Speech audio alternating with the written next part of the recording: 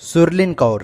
सुनने में तो आपको यह नाम कुछ नया लग रहा होगा, पर यह एक स्टैंडर्ड कॉमेडियन है जिसने इस्कॉन टेम्पल एक धार्मिक संगठन के बारे में आपत्तिजनक शब्दों के साथ बयान दिया है, जिसकी वजह से जिस कंपनी में यह काम करती थी सेमारो कंपनी और इस्कॉन टेम्पल के बीच विवाद हुआ है।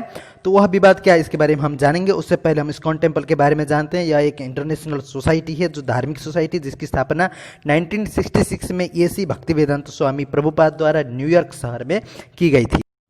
तो आज हम इस वीडियो के द्वारा कॉमेडी के कारण सुर्खियों में आई सुरलीन कौर, उसके बयान तथा इस्कॉन टेम्पल और सेमारो कंपनी के बारे में विवाद, इसके बारे में हम जानेंगे कि इन तीनों के बारे में क्या विवाद है। तो देखिए, आजकल ऐसा लगता है कि देश में कॉमेडी के सहारे कुछ भी बोलने का एक ट्रेड, फैशन बन गया है, चाहे वह धार्मिक भावना या देश विरोधी भावना ही क्यों ना हो। जैसा कि सुरलीन कौर को ही देख सकते हैं। वैसे तो यह कोई बड़ा नाम नहीं है, मुंबई की सेमारो कंपनी में काम करने वाली एक स्टैंडर्ड कॉमेडियन। यही सुरलीन आज धार्मिक संस्था इस्कॉन के खिलाफ अपमानजनक, असभ्य तथा अभद्र शब्द बोलकर सुर्खियों में है। कॉमेडियन पर यह आरोप है कि इसने हिंदू धर्म, संस्कृति, संस्कृत भाषा तथा ऋषि मुनि के लिए अपमानजनक टिप्पणी किया। अब इस्कॉन ने सुरलीन और सेमारो के खिलाफ एक्शन भी लिया है। सेमारो कंपनी ने इस्कॉन से माफी मांगते हुए सुरलीन के साथ कोई भी उपबंध न करने का भी भरोसा दिया है, लेकिन इस्कॉन प्रमुख राधा रमण दास ने सेमारो की माफी को ट्वीट करके ठुकरा दिया था, क्योंकि इस्कॉन एक धार्मिक संगठन है और हम बदले की भावना के साथ नहीं जीते हैं, कहते हुए शिकायत वापस लेने की बात भी उन्होंने कही।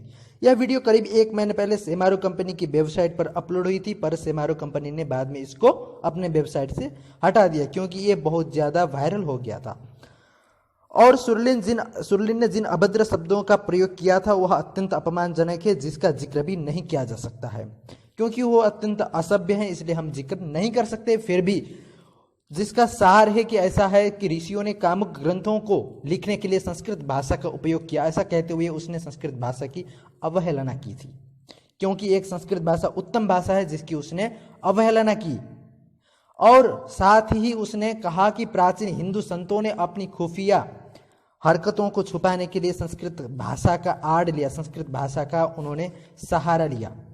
इस प्रकार से कहते हुए सुरलीन कौर ने संस्कृत भाषा को प्रहार किया और साथ ही हमारे पूर्वज ऋषि मुनि और इस्कॉन, जो एक पवित्र धार्मिक संस्था है, उसके आपत्तिजनक शब्द कहे। और खजुराहो की वास्तुकला के लिए भी उसने आपत्तिजनक शब्द कहे, जो एक असभ्य शब्द थे। और इसी तरह से अन्य हमारी जो प्राचीन संस्कृत भाषा है और हमारी संस्कृति है, उसके ऊपर भी उसने प्रहार किया, जो हमारे लिए असह्य है, अत्यंत अशोभनीय है।